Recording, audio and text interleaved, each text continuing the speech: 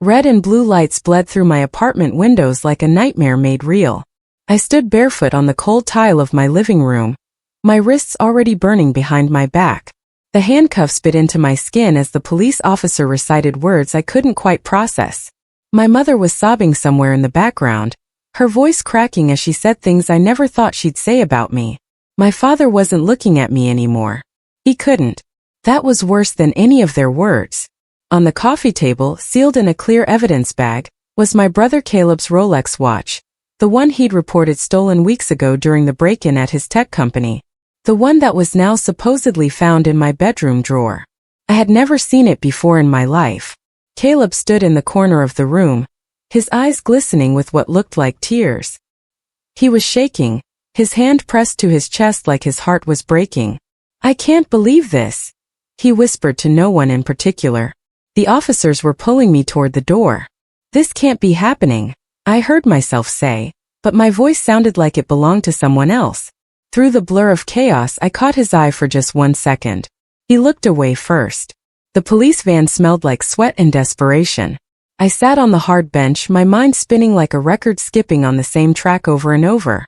Everything felt unreal, like I was watching this happen to someone else on a screen.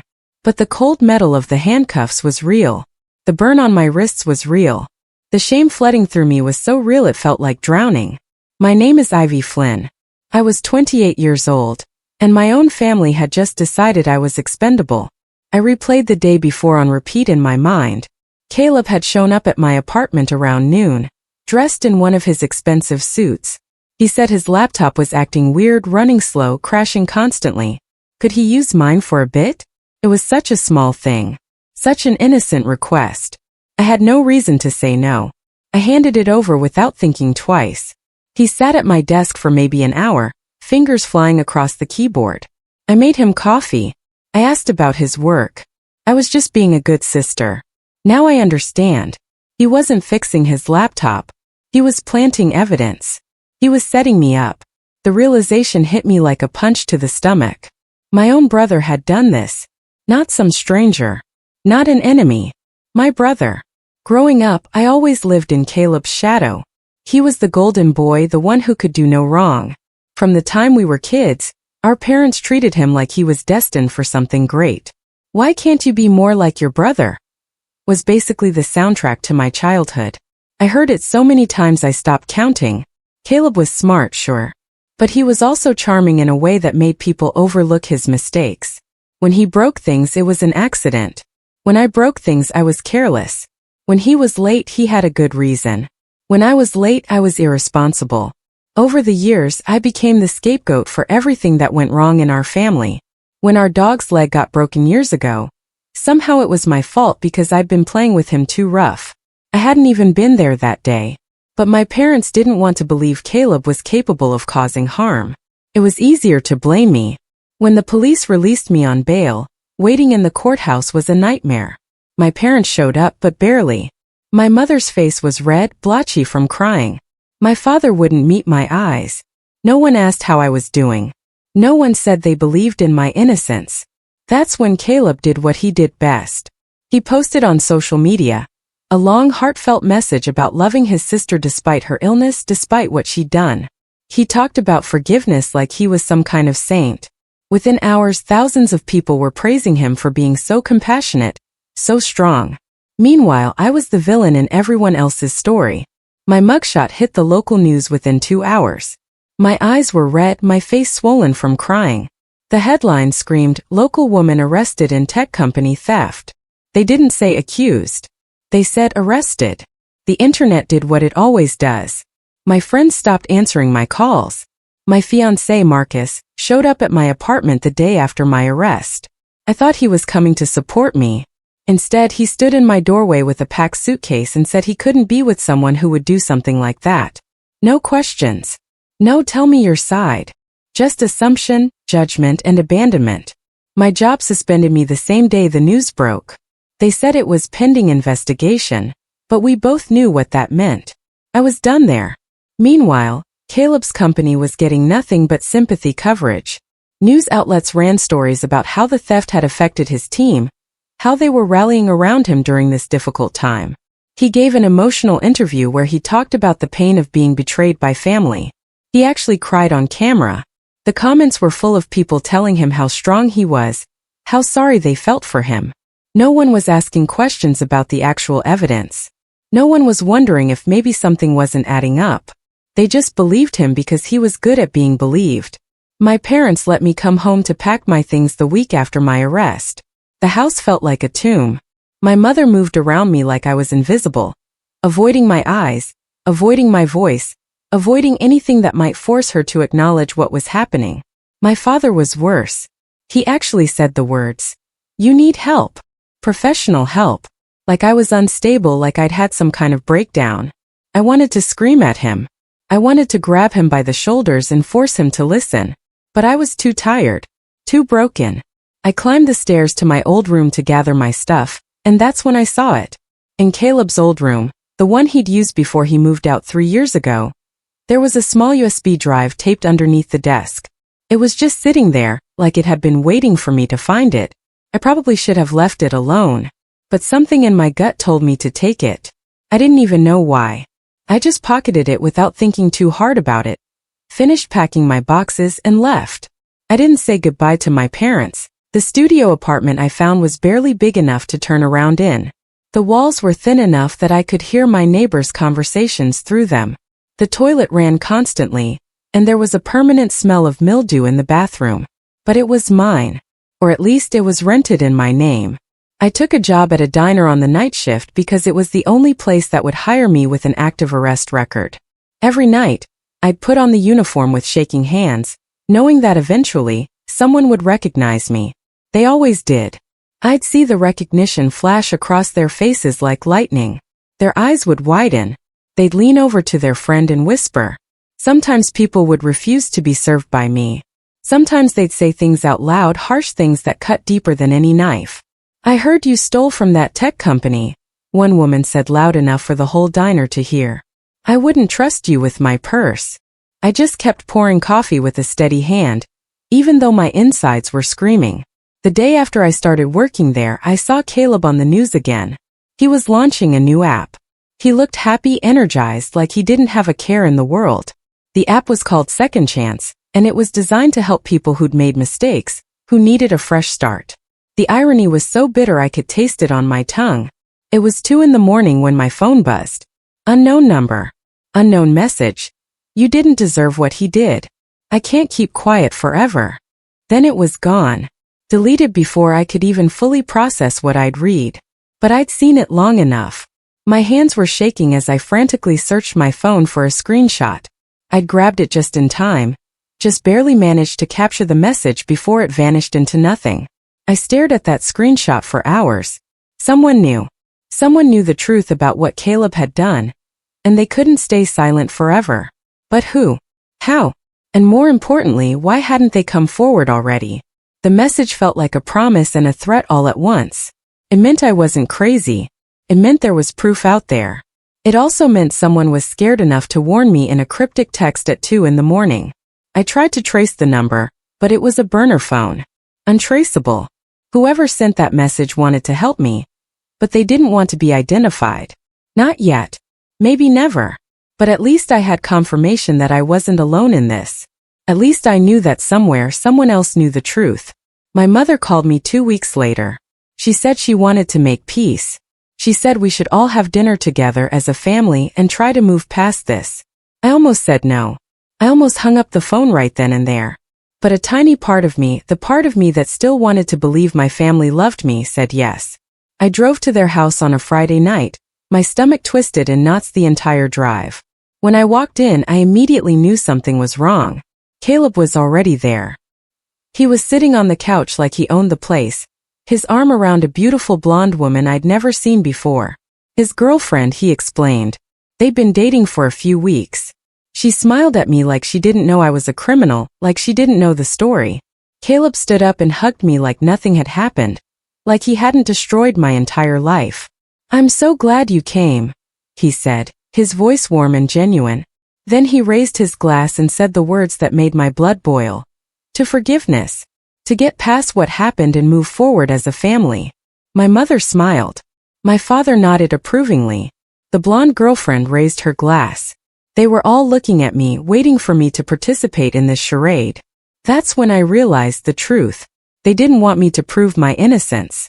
They didn't want the truth. They wanted silence. They wanted me to pretend this never happened, to accept the blame and move on. They wanted me to be the scapegoat forever. I plugged in the USB drive the night I got home from dinner. My hands were cold as I inserted it into my laptop. Password protected. Of course it was. I tried obvious things, birthdays, family names, nothing worked. I was about to give up when I noticed the file structure. Multiple folders labeled with dates. Specific dates. Dates that matched up with the time of the break-in. Dates that matched up with when Caleb visited my apartment. Inside those folders were files that made no sense to me, encryption keys, financial data, things that looked like they belonged in a computer science textbook. But there was one file name that jumped out at me like it was written in neon letters. Project CF. Caleb Flynn. My brother's initials were right there in the file name. Whatever was on this drive, it belonged to him. It was important. It was the proof I needed. I just had to figure out how to unlock it. My neighbor was a girl named Zia, a brilliant cybersecurity student at the local university.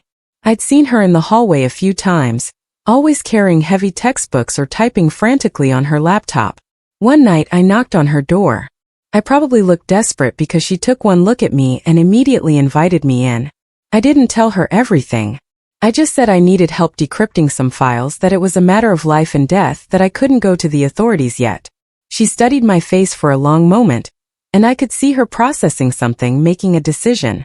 Then she nodded. We sat at her desk for hours, surrounded by screens and code that looked like an alien language to me. Zia's fingers flew across the keyboard with the kind of speed and precision that only comes from practice. She tried password after password, running through lists of common combinations, variations on themes, things that matched patterns.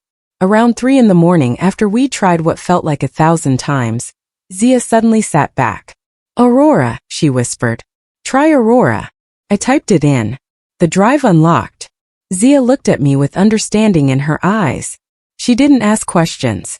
She just started pulling up the files. As the data scrolled across the screen, I felt something shift inside me. The evidence was here. Everything I needed was right in front of me. The decrypted emails told a story of greed and calculated betrayal.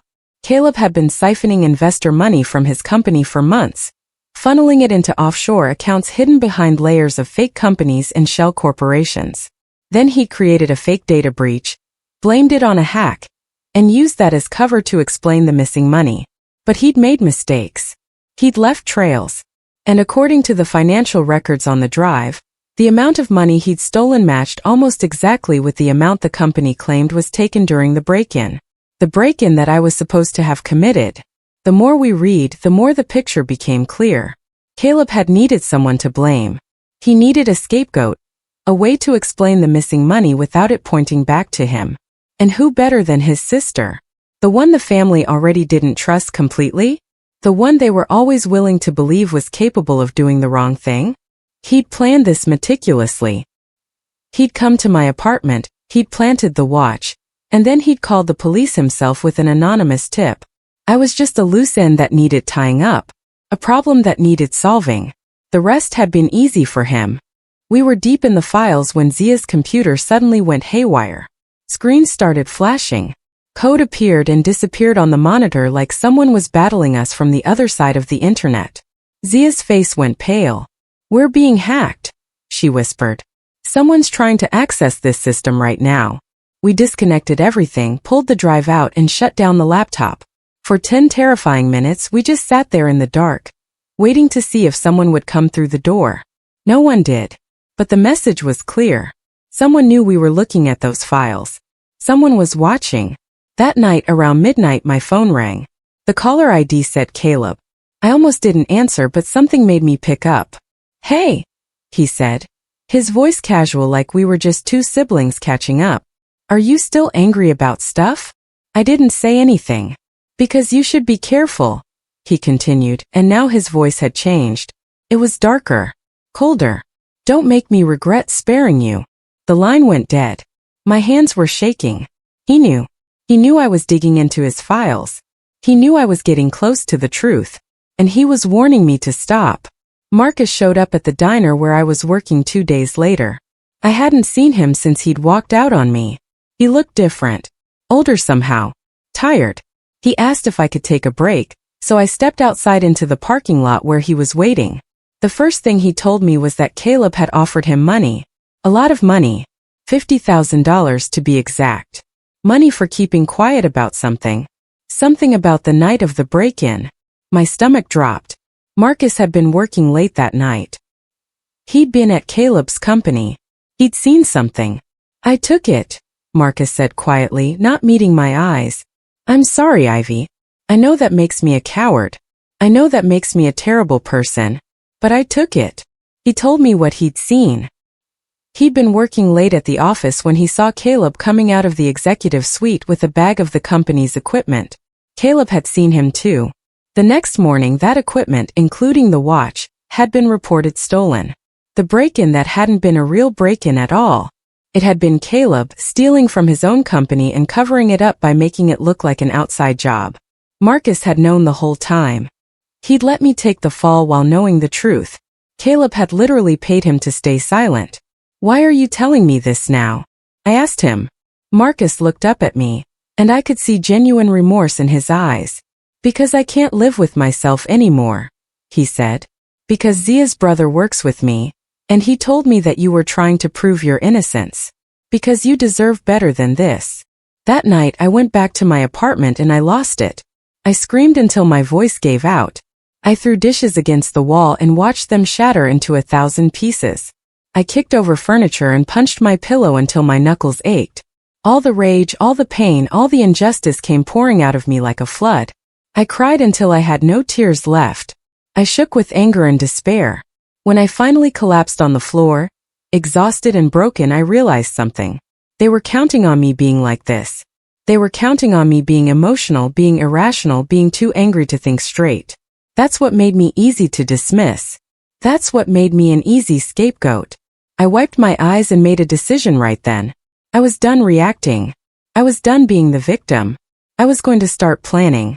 I was going to think strategically. I was going to use my head instead of my heart. The revenge wasn't going to be loud or messy or emotional. It was going to be quiet and surgical and devastating. I was going to bring Caleb down, but I was going to do it carefully. I was going to do it right. I started reaching out to Caleb. I sent him messages saying I forgive him, that I understand now that he was under pressure, that I want to move past this. I told him I'd been angry but that I was ready to make peace. He was skeptical at first, but I kept at it soft and gentle until he believed me. After a week of messages, he invited me to a family gathering at my parents' house. Come celebrate with us, he said. The company just passed another audit. We're doing great. I went. I brought my phone hidden in my purse, set to record audio. We sat around the dinner table, and Caleb couldn't help bragging. He talked about how clean everything was, how there was no way anyone could ever find any evidence of what he'd done. Then he slipped. A small one, but enough. He said something about having deleted all the backup data from his old work drive. Just to be safe. He said it casually like it was nothing, but it was everything. It was him admitting on my recording that he'd tried to destroy evidence. I left that dinner and immediately sent the audio file to Zia. Zia spent 2 weeks restoring the deleted data from the USB drive. She worked late into the nights, her fingers flying across the keyboard, muttering code and curses under her breath. The deleted files had been fragmentary, scattered across the drive in pieces. But Zia put them back together like she was solving the world's most complex puzzle. What she found was the smoking gun. Financial logs that showed every transaction, every transfer, every single dollar that Caleb had stolen from his company. The logs were time-stamped. They showed dates and times that proved the theft had been happening months before my arrest. They showed bank accounts in the Cayman Islands and Panama. They showed falsified paperwork. They showed everything. And most importantly, they were dated before Caleb had planted the watch in my apartment. This proved that he had a motive. This proved he'd had means. This proved he'd had an opportunity. This proved that I was innocent. I sent the files anonymously. I created a brand new email account, routed through proxies and VPNs so it couldn't be traced back to me. I sent the financial documents to the board members of Caleb's company. I sent them to the investors. I sent them to a journalist named Mitchell Stone who had written a lot of the original coverage of my arrest. Then I went to work at the diner and I waited. The first response came within hours. An email from one of the board members, addressed to my anonymous account. This changes everything. Within a day, phones were ringing. Meetings were being called. Questions were being asked. The dominoes were starting to fall. The news broke on a Tuesday. Tech star Caleb Flynn under investigation for fraud and embezzlement. The headline was everywhere. Social media exploded with the story. People who had praised him weeks ago were now calling him a criminal. Articles came out detailing the alleged theft, the offshore accounts, the falsified records. My parents called me in a panic. Not to apologize. Not to say they were sorry they hadn't believed me. They called to beg me to help Caleb, to use my connections to make this go away. He's your brother, my mother said, her voice desperate. Please, Ivy. You have to do something. I'd been waiting for this moment. I'd imagined it 100 times. I thought it would feel like victory. Instead, it just felt sad. You believed him once, I said quietly. Why don't you believe him now? Then I hung up the phone. Caleb showed up at my apartment door a week later. He was frantic, desperate, barely holding it together. He banged on my door so hard I was afraid he'd break it. Open this door, he shouted. Ivy, I know it was you. Open this door right now. I stood on the other side of that door, my hand on the deadbolt, and I didn't open it. You think this will make them love you again? He yelled through the wood. You think destroying me will make you the favorite? I'm still going to be the one they remember. I'm still going to be the one they're proud of. I took a breath and said the words calmly through the closed door. No, Caleb. It'll make them see you. For a moment, everything went quiet. Then he swore at me, threatened me, and promised I'd regret this. But his words fell flat. I didn't open the door. I just stood there and listened to him fall apart. The story got bigger and bigger. More investigative journalists dug into Caleb's finances. They found more evidence, more fraud, more layers of lies than anyone had initially realized. Footage leaked of Caleb during a board meeting, yelling at members, denying everything, losing his composure completely. The video went viral. His investors started pulling out. Companies started canceling partnerships. The Second Chance app was taken down from all platforms. His company froze his assets while they conducted an internal investigation. Everything he'd built, everything he'd wanted to be, it was all crumbling. And I watched it happen from my apartment, sitting on my old couch that didn't match any of my furniture, eating cheap instant noodles and feeling oddly empty about it all. It happened on a Tuesday night. I was leaving the diner after my shift when I found Caleb waiting in the parking lot. For a moment I was scared. He looked desperate, like he had nothing left to lose. But when he saw me, he just fell apart. He was crying, actually crying real tears, begging me to help him. Please, he said, his voice breaking. Just tell them it was me. Tell them everything. Let me explain. Please, Ivy. I stood there looking at this man who was supposed to be my brother, and I realized I didn't see him anymore. I saw a stranger wearing his face. I whispered to him, "You framed me. You don't get forgiveness."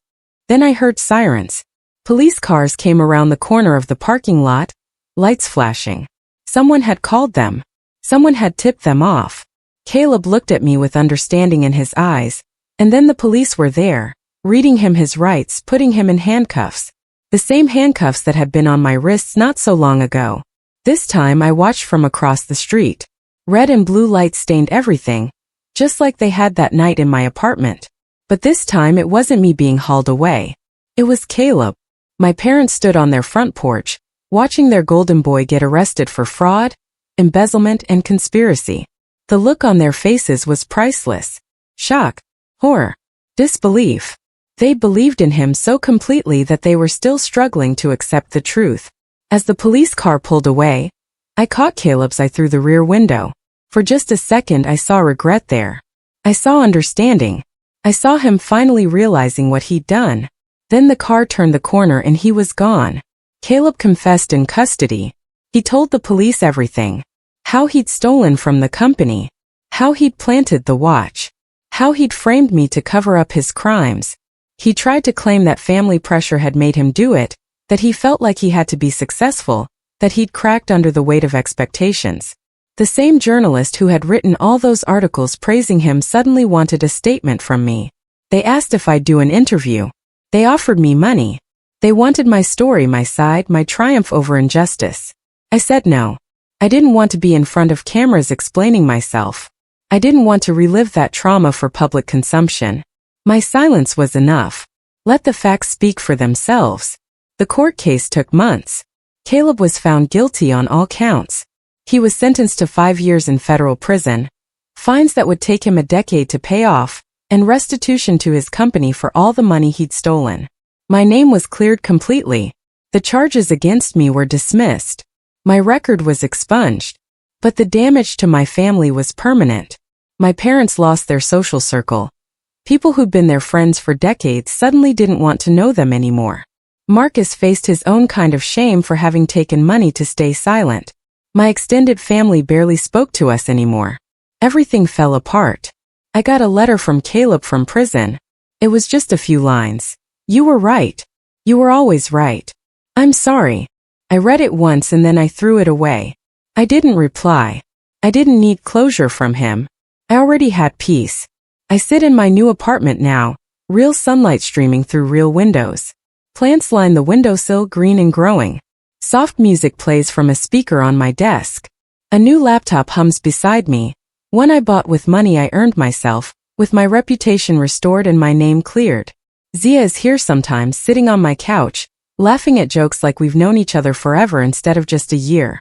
I've been accepted to a digital forensics program at the university. I'm going to study how to find evidence, how to uncover lies, how to help people who've been framed like I was. I uploaded my resume to a firm today, using my real name without fear. In the cover letter I wrote, "I was the scapegoat once. Now I uncover lies for a living." My revenge wasn't loud. It wasn't cruel. It was quiet and strategic and perfect. My parents tried to reach out last month. I didn't respond. Some bridges once burned shouldn't be rebuilt. I have a new family now, Zia, the colleagues I'm building in my new career, the people who believe in me without question.